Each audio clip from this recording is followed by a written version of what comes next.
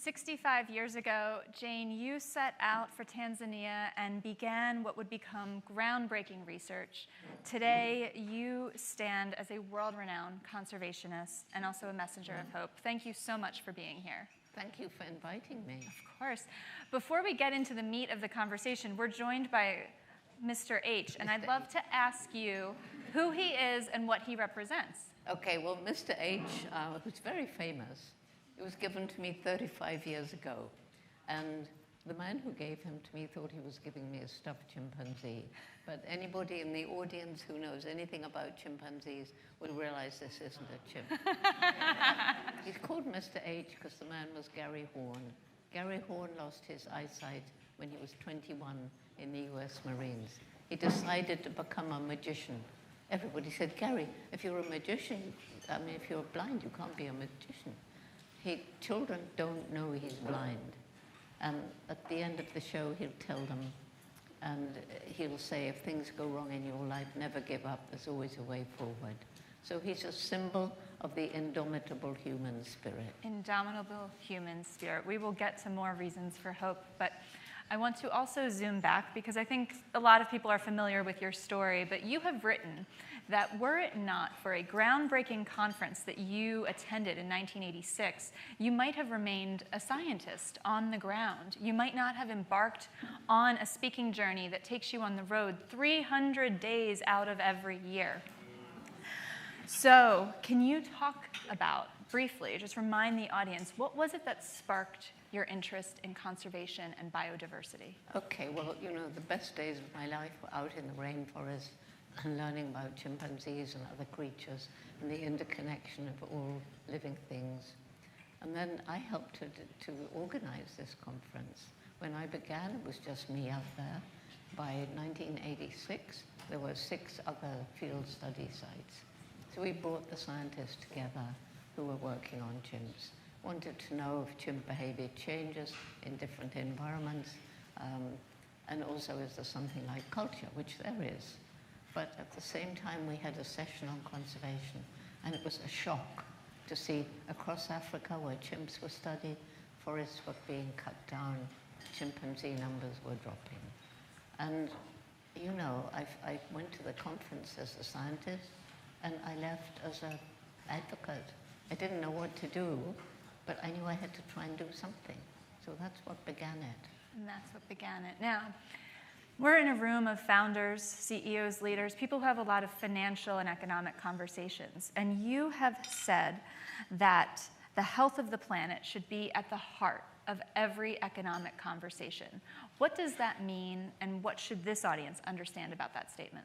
Well, I think, the important thing for everyone to understand is that we are part of the natural world. It seems these days everybody's so involved with technology that we forget we're not only part of the natural world, we're an animal like the others. But we depend on it. We depend on it for clean air, water, food, clothing. Everything basically comes from the natural world. But what we depend on is healthy ecosystems. And it's the ecosystems that we're gradually destroying because of unsustainable demands made on our natural resources. Unsustainable demands, and unsustainable demands that come from our companies, from the private sector? It comes from 2 reasons. It comes, well, 3 perhaps. It comes from unsustainable lifestyles, which many people on this planet, myself included. So people are making these unsustainable demands because they want too much, more than they need, much more than they need. Secondly, poverty, because when you're really poor, you're going to destroy the environment in order to survive, to make money from charcoal or timber, something like that. And so these are the reasons that we're destroying the planet.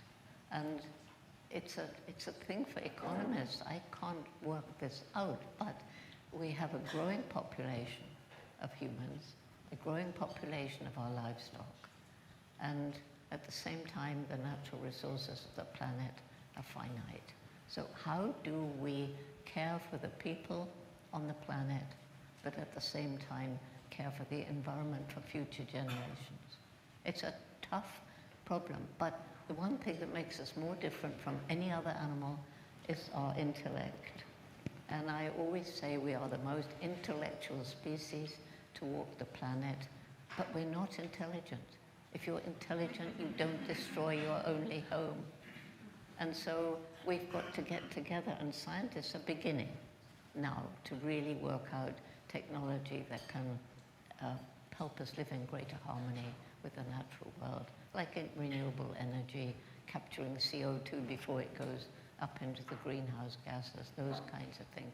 But it's a problem, and it should be at the heart of everything. It should be at the heart of politics and at the heart of business. You've written about how intellect, human intellect, is one of your reasons for hope. And in the Book of Hope, the 2021 instant New York Times bestseller, you tell the story of a CEO who initiated the restoration of a quarry in Kenya that his own company had had a hand in destroying. And the details of this story are perhaps not as important as the lessons you've learned from this success story. What do you want this audience to understand about the risk that the CEO took to restore that land? Well, it cost money, but the fortunate thing is he was able to find the most extraordinary man to undertake this restoration, because you would have said, there's no way you can restore this. It was right down, the seawater at the bottom was coming through. It was gone. But this incredible man managed to bring it back, and now it's got a forest and elephants and, you know, amazing. But I've seen this kind of thing all around the world. It's unbelievable that places we have destroyed, given time and perhaps some help, nature will come back. Nature will come back. It's a lesson in resilience. It's a lesson in resilience. You have another CEO story that you said might be a tearjerker. He's fighting to make his company sustainable. Can you share that story now? Yes, I was talking to a group of CEOs in Singapore, and he came up to me afterwards, and he said, Jane, I promise, for the last, 8-10 years, I've really been struggling to make my business as sustainable as possible in the countries where we source our products, in the supply chain, as much as possible. That's very difficult. In the way we conduct business in our offices and the way we treat our customers, in all those ways, for 3 reasons. One, I saw the writing on the wall. I saw that in some places we're using up the natural resources faster than nature can replenish them, or nature may never replenish them in some instances. Secondly, consumer pressure. People are beginning to ask questions. How was it made? Did it harm the environment? Was it cruel to animals like the terrible factory farms? Is it cheap because of unfair wages? If so, look for a more environmentally sustainable, ethical product. It might cost a bit more, but if it costs a bit more, we'll value it more and waste less. The waste is terrible. People just buy. I've seen masses of food thrown away, going into landfills, and clothing too. People buy something, they wear it a couple of times, and then, if they're good people, they at least pass it on. But often it ends up in landfills. And I've heard of big fashion places that actually burn their leftover stock. It makes me really angry. And I'm a peaceful person. You are a peaceful person. What do you say to CEOs or executives in this room who wish to embark on conservation efforts or to do carbon emissions or carbon offset, but they feel pressured or stymied by their board, by their shareholders, or the political climate? Well, I would say, if they really feel that it's important to do the right thing, they need to have courage. I think this particular time we're living through, there's too much lack of courage out there. There's too much lack of courage. Well, yeah, you can clap for that. Also, I would use this applause break to note that if you scan that QR code, you will be able to enter a question that will come up on the confidence monitor that I might be able to work into the conversation. So if you have a question for Jane, this is how we are taking questions throughout the summit today. So that QR code should do that. Now, speaking of the political climate and lack of a lot of things, USAID cuts were devastating earlier this year, and they affected the Jane Goodall Institute. They absolutely did. Can you talk about that effect and how you're thinking about plugging the gaps left by the lack of that funding? Well, we had a major grant from USAID through the Tanzanian branch, and when it was cut, it was a 5-year thing, we lost $5.5 million per year for the next 4 years. That meant we had to lay off good people. But I think the effect of the cuts in other areas are even more devastating because people are dying. They can't get the medication. Babies are being born now with HIV, which wouldn't have happened before. And what we're doing is realizing we need to diversify. We need to move more towards corporate funding over a period and not rely on one government source. Because governments change, get different presidents, companies tend to follow the same kind of line, same kind of mission. So corporate donations is where your attention is going to. So partnerships, new partnerships. Partnerships, so that, you know, the Jane Goodall Institute now has a jolly good name. It's a jolly good name. Well, it does. A good name, right? It's a great name. Anyway, so sometimes it can benefit a corporation to have a relationship with us. And of course, that relationship will be super for us and for the environment. And you know, we've got to think about future generations. I don't know, I've got 3 grandchildren. I probably have a great-grandchild sometime in the fairly near future. But, you know, I care terribly about the natural world, the animals there. I care about our domestic animals too. They all have personalities, minds and emotions. But I care about the children. If we go on destroying the environment the way we are today, carry on with business as usual, what's going to happen to our great-great-grandchildren? Will there even be a planet? Some scientists are saying we're reaching the tipping point in different areas. And if it gets too hot, and it's getting hotter, what's going to happen? That can be a paralyzing question, and that can be paralyzing data. How do you overcome the sense of despair that you might feel when you see those statistics? Because I firmly believe we got a window of time. It's not a long one. Even the top scientists say, yes, we have a window. We've just got together and take action to slow down climate change, to slow down loss of biodiversity, to move to a plant-based diet, because that has the industrial agriculture for growing crops has a devastating effect on the environment. And the animal agriculture too. Billions of animals have to feed them, clear land, grow grain, more grain for animals than starving people today, which is shocking. They use a lot of water.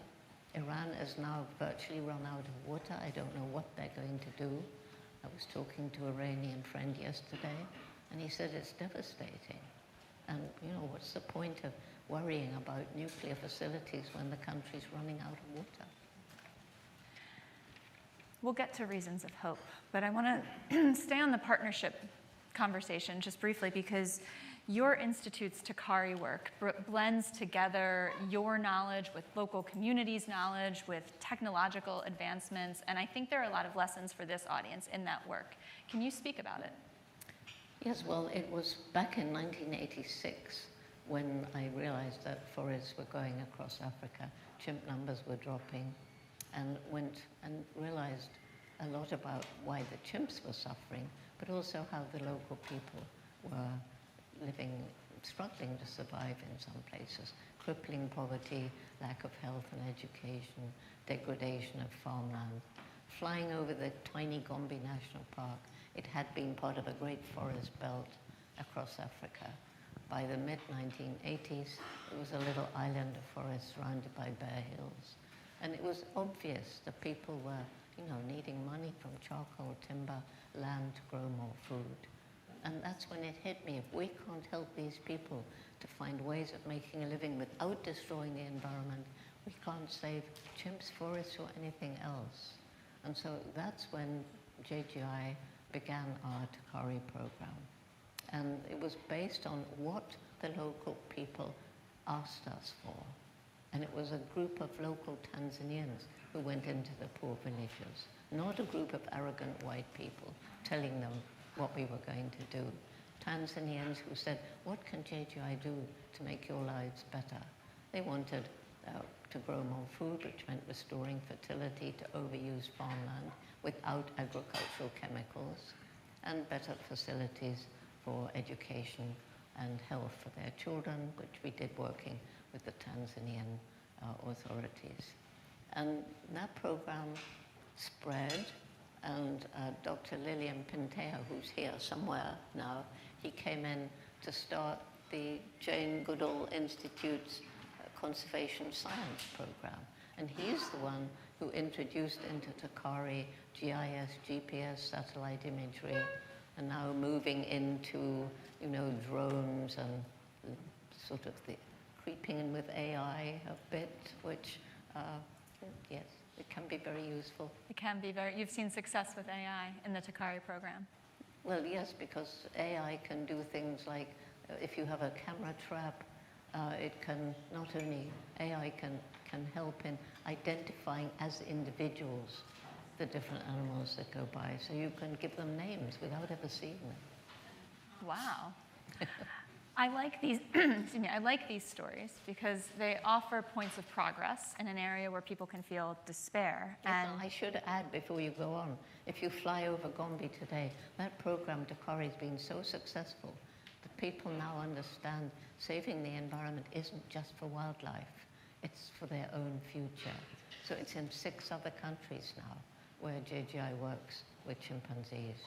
And you can see it from the sky. You can see the green instead of the brown. See the green's coming back, the trees are coming back, insects, birds, biodiversity. It's a big success. It's a big success. Well, I asked that because we have a question from the audience about what do you say to the younger generation who feel so hopeless and fearful for their future? And I know in your books you've written about eco-grief. This year began with the wildfires in Los Angeles that were devastating, and speaking for me, I felt paralyzed watching that footage. How do you move forward when you feel when you might feel such despair? Yes, and it's not just Los Angeles. The fires around the world, and they're all over the place. It was realizing when young people were actually beginning to lose hope way back in the mid-1980s, believe it or not. And I was already traveling around the world, and I found young people were losing hope. They were angry, or they were depressed, or mostly just apathetic, not seeming to care. And so I began asking them, why do you feel this way? And they said, well, you've compromised our future, and there's nothing we can do about it. Well, we've not only compromised the future of our young people, we've been stealing it ever since the Industrial Revolution. But when they said there was nothing they could do, I said no. So we started Roots and Shoots with 12 high school students in Dar es Salaam, Tanzania. They were worried about poaching in the national parks, about the illegal dynamite fishing, about street children with no homes, about the treatment of stray dogs, different things. They wanted me to solve, they wanted me to solve them. And I said, go and get your friends who feel the same. We had a meeting of about 30 high school students from 8 schools. And this program, Roots and Shoots, was born with the main message, every day you live, you make an impact on the planet, and you can choose what sort of impact you make. Secondly, because everything's interrelated, each group will choose. They choose. It's not top-down. They choose 3 projects, one to help people, one to help other animals, one to help the environment that we share. And it's now with members from kindergarten through university, more adults forming groups in 76 countries. And so many people have said, joining Roots and Shoots was the best thing I ever did. It changed my life. That's why I'm doing what I do now. It's all about action. And when you travel around the world and you see all these young people, they're planting trees, they're clearing litter, they're writing letters, and it gives you so much hope. because they have so much hope if they're empowered to take action. Agency and action are crucial elements of hope. And to that point, we had another audience question. What is the single most impactful thing one can do to advance, I can't read my writing, nature work, nature relationship, conservation? Well, I would say, there's a lot of things you can do, and it depends who you are. But moving towards a plant-based diet is really important.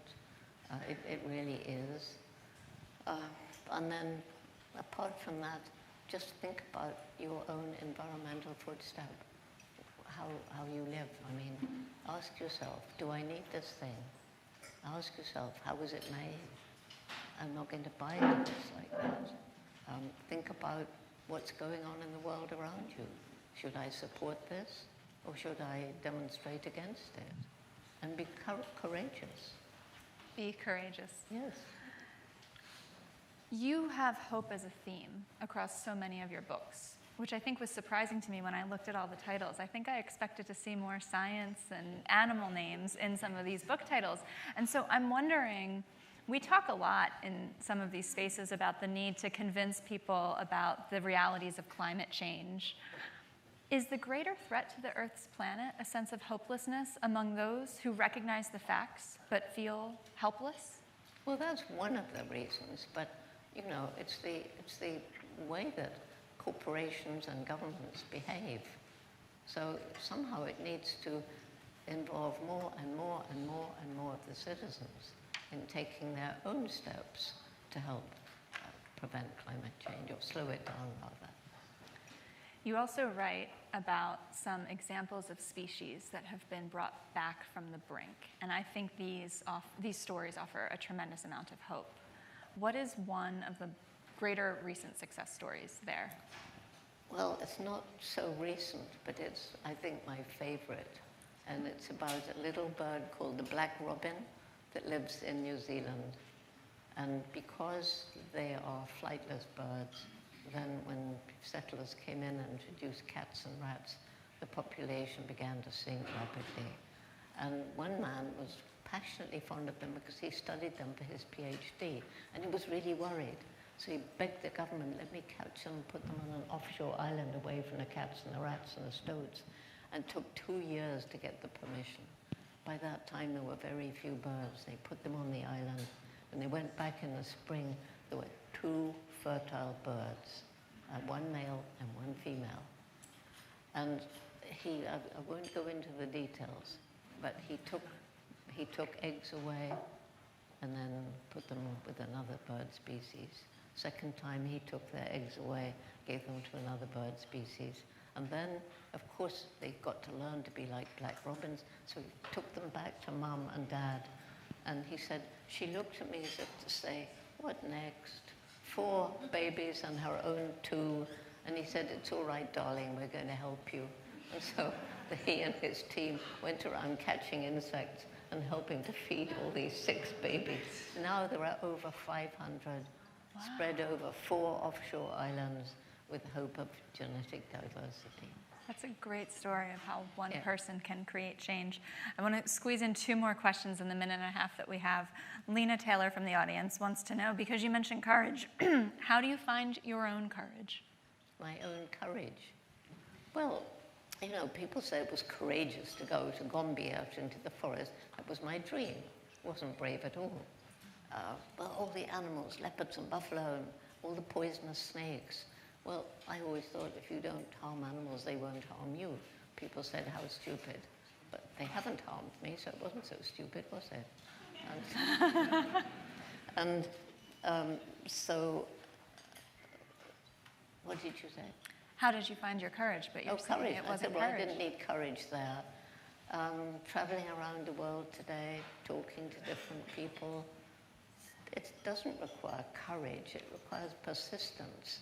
It requires one to be obstinate, and it requires one to understand that when you really get so frustrated because a company or a person is doing something that's so damaging to the environment in the future, and the pointlessness of arguing with that person or that group, You've got to reach the heart.